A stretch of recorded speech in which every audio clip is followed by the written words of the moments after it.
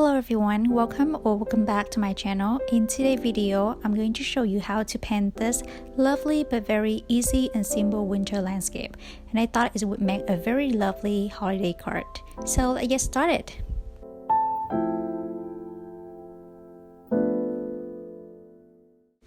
First, let me walk you through very quickly on the art supply that I'll be using for today's project.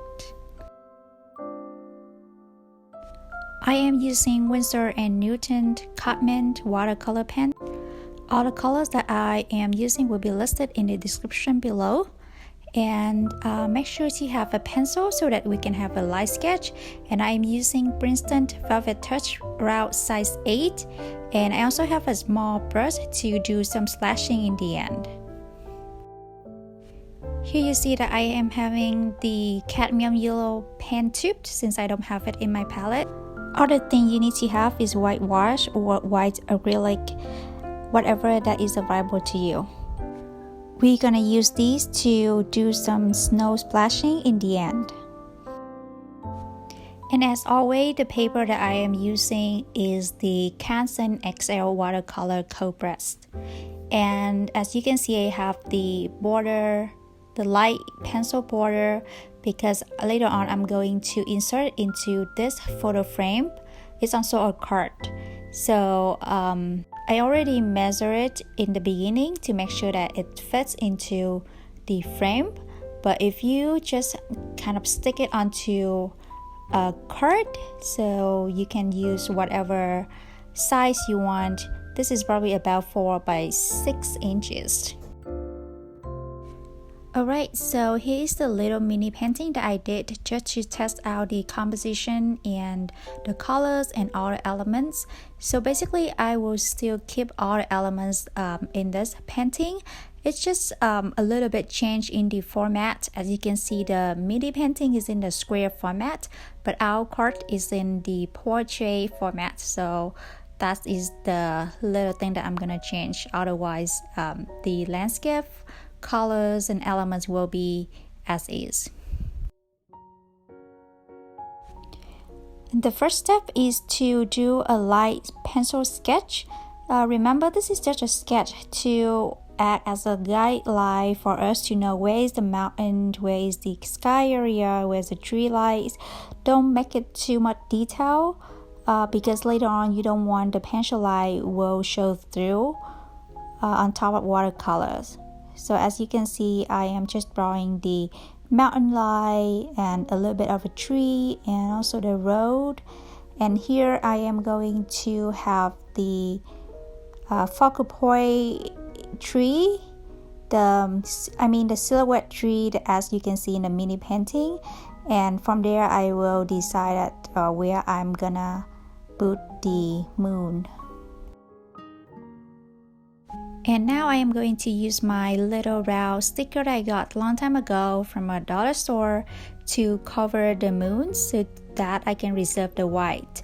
But you can also use the masking fluid if you have, or you can just kind of be more careful and just kind of paint around it to reserve the white if you don't have masking fluid or stickers. And I think that's totally possible to do. So you don't really have to have sticker like me or either masking fluid. Now it's time to do some color mixing. I am using the cerulean blue mixing with some of the purple to create a very cute and lovely lavender shade.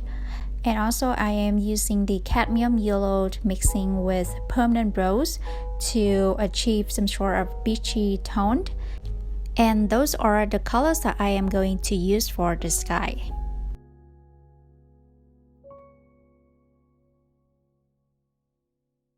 To paint the sky, first I am going to apply the water on the area first. This is the wet on wet techniques.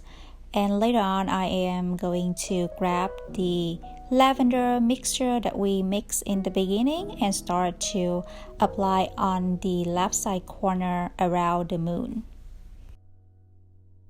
So basically this is the night sky, that's why we can see the moon here, but it is some sort of still in the transition It's not completely dark yet, that's why we still can see a hint of colors. That's why I use cadmium yellow and permanent rose to achieve some sort of peachy tone, so that we can see a little bit hint of color, like orange color here. I think that it's gonna make the sky look more interesting this way, and since purple and orange are the complementary colors, so when we put them together, they're gonna create a very nice contrast. And now I am going to apply the cadmium yellow and the peachy tone on the right side of the sky. When you mix the permanent rose with cadmium yellows, it depends on how much amount of color of each color you put into the mixture. You will have a different shade of orange. So feel free to just go back and forth to find the shade that you like. You don't have to follow exactly like my shade. If you kind of want a more vibrant orange, feel free to do so. I just kind of prefer the peachy tone. So here you can see that I put more permanent rose into the mixture to create the shade I want. And the closer that you reach to the horizontal light, the lighter the color is gonna be. And now, as you can see, I'm just blend out some of the hash line with water, and also add some more pigments into the sky, since watercolors, when it dries, it tend to dry lighter. And yeah, and just keep blending and working on the sky until you satisfy. And one more thing is that since I am using the watercolor paper student grade, which is the Canson XL, it tends to dry very fast.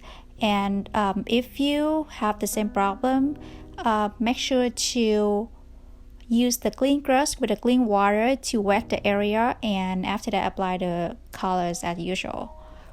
But if you have the 100% cotton paper, it tends to stay wet very long time, so you don't have to worry too much. Now I am pretty happy with the sky, so I'm just gonna let it completely dry. And while waiting, I'm going to mix some color for the mountain. I am using cerulean blue mixing with some of the indigo, and of course diluted with a lot of water to lighten the mixture. And now I am going to paint the mountain. This is actually the shadow of the mountain, because this one is in the distance, we barely can see it. Yeah, as you can see, I'm just gonna use the tip of my brush to drop the colors onto following the pencil line that we drew earlier. You don't want it to be too dark, but you can just drop in the pigment here and there to make sure the mountain line is noticeable. That's it. And now I am going to mix the color for the tree lines underneath the mountain. I am mixing the Viridian green, which is the remix green in my palette, with also the indigo to darken the green. And also follow the pencil line. I'm just kind of loosely painting the trees using the tip of my brush. And again, these trees are in the distance, so we just kind of painting the shape. We don't really paint every single trees, as you can see. I'm just gonna have a little bit more definition by using the tip of my brush to add a little bit of light on top to indicate as there's trees here. That's it. And for the bottom part, I'm just gonna use water to blend it out.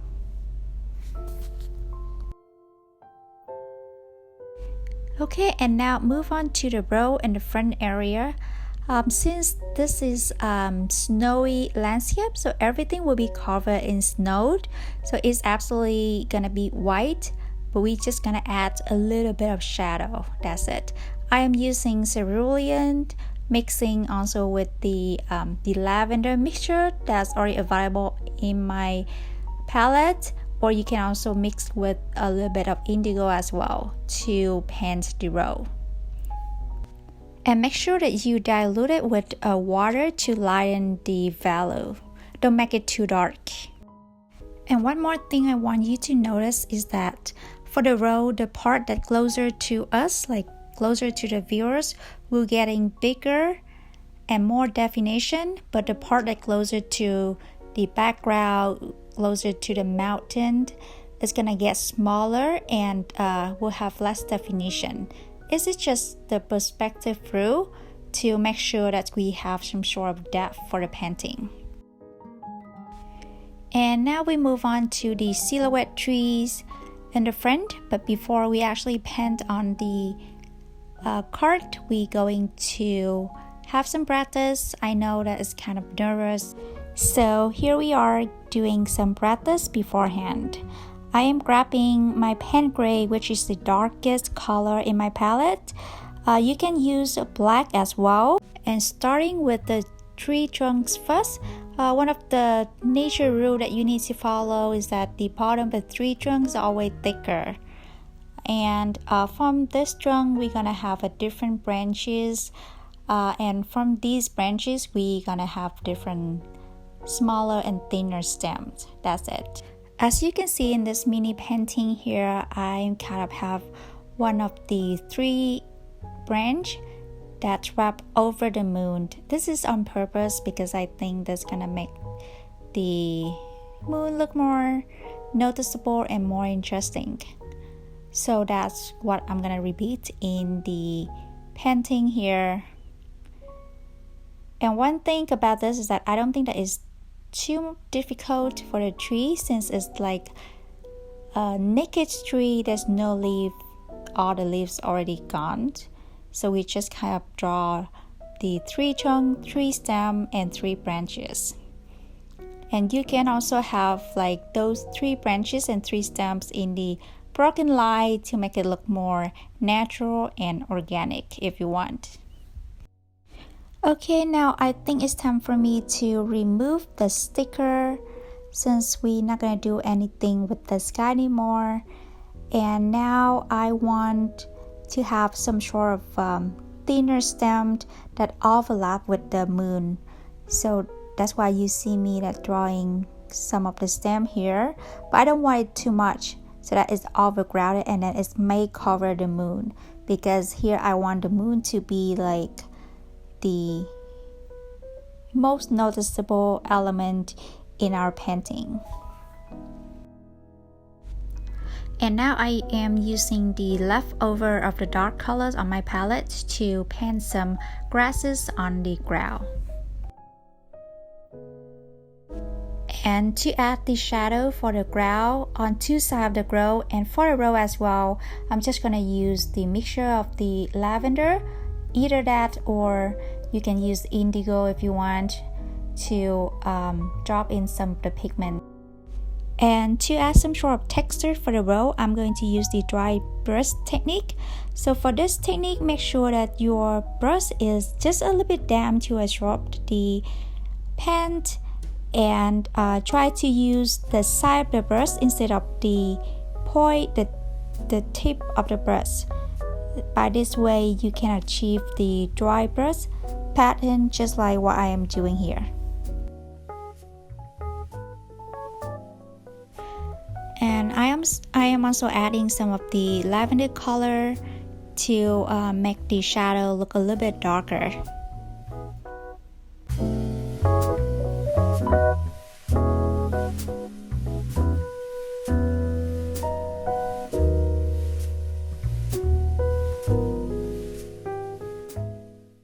Alright, I think that the painting looks pretty good now. I'm just gonna put it aside and wait for it to be completely dry. And while waiting, I am going to show you how to do some of the splashing technique to make some snowdrops. And here I am going to use the acrylic paint, but feel free to use wash if you have wash. Use whatever that is available to you. And for this technique, I am going to demonstrate with the toothbrush first. As you can see, I'm just kind of dip it into the paint and start to use my finger and splashing the paint onto the paper. and I hope that you can see it. There's a lot of snow here, look like snow rains turn into snowstorm, and now I am using the brush and also splashing the white paint onto the paper. So it's up to you. You can use a toothbrush or the brush, or you may want to do both because each of them gonna give you a different sort of pattern, and it's fun to do as well. And now this is me doing splashing on the actual painting, and I really love this technique. It's fun to do, and it also give you the snowdrop is the different sizes and in a different shape. That's gonna make the painting look more natural and authentic. Alright, now we are done with the painting. Isn't it very simple and easy? The final step for me is to insert it into the frame. Okay guys, here is the complete look of the painting. I really love how it turned out, and the contrast between the purple and the orange in the sky, between the silhouette trees with the white moon, that make the painting look very nice and have a high contrast. And finally, the snowdrops by using the splashing techniques is something that bring them all together. I really hope that this tutorial is helpful for you and it inspires you to actually sit down and bend along with me so that you can have some time to relax with art. And thank you so much for watching. I will see you in my next video. Bye!